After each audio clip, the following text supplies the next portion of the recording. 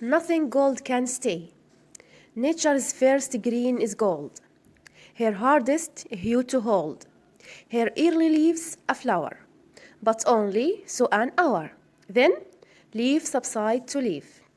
So Eden sank to grief. So down goes down today.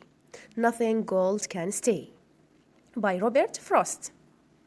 Nothing Gold Can Stay was written in 1923 by the American poet Robert Frost.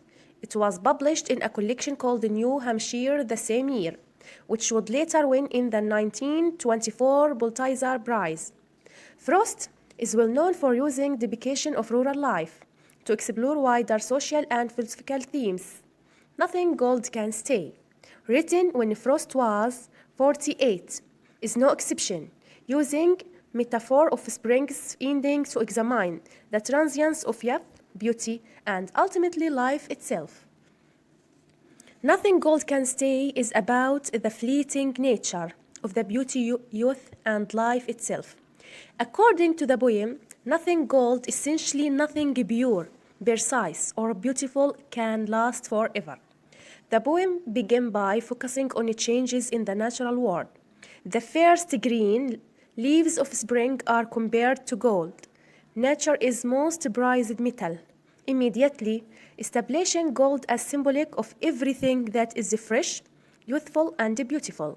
Yet, this hue is also hardest for nature, personified in the poem as a female figure, to hold. Nature is trying to stop the freshness of early spring from fading, perhaps like a mother who wishes her children would stay young forever. This is impossible, and readers know that the first buds of spring will mature and eventually fall. The speaker then speeds the natural cycle up to hammer home this point, saying that the first blossom of spring lasts only an hour. This is an exaggeration, of course, but emphasized just how fleeting this fresh, lovely stage of life is. The precious beauty and innocence of youth, the poem is saying, flashes by in the blink of an eye. The speaker then broadens the poem's scope to include Eden, the biblical paradise from which humans began, were expelled according to Book of Genesis. Eden was a land free from sin and suffering that infamously and inevitably ended. The speaker says, just as the promise of the new morning dawn must give way to the reality of day. In each of these examples, something beautiful and innocent, untainted by the world, prove fleeting, unable to endure.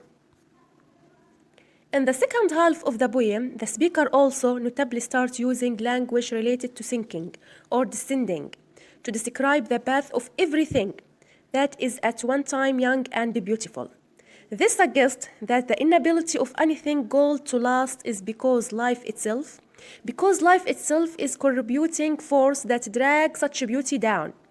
Thus, Eden didn't simply end, it sank to grief.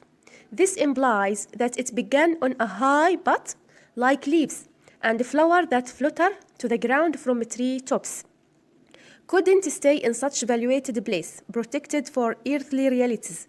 Similarly, down goes down today. The idea of down going down today is especially unusual and inverts the familiar image of the sun rising into daylight. Metaphorically, down can be interpreted as the beginning of life, a blank slate for a new day. It's going down today, thus highlights the loss or tainting of the opportunity as well as the process of again and ultimately death. Indeed, the poem looking downward subtly evokes burial and the notion that all life inevitably ends up in the ground. Overall, then the poem argued that nothing pure or perfect can last. Life takes its toll on everything, and death awaits us all. The promise of spring is followed by autumn and winter. Green leaves will turn brown and begin to rot. Yet, the poem may not necessarily be trying to create melancholy, Instead, perhaps it's pushing the reader to accept the reality of such transience in order to better appreciate golden moments while they last. Syllabus. There are 6 syllables in each line, so the meter is regular. This poem has 2 stanzas with 4 lines in each stanza, so it's a quatrain poem. Metaphor. The golden sky of dawn doesn't last very long before it changes into the bright, white light of day. Nature can't hold the golden hue all day long. Poem can be structured with rhyming line and meter, the rhythm and emphasis of a line based on syllabic beats. Poem can also be free form, which follow no formal structure. The basic building block of a poem is verse known as stanza.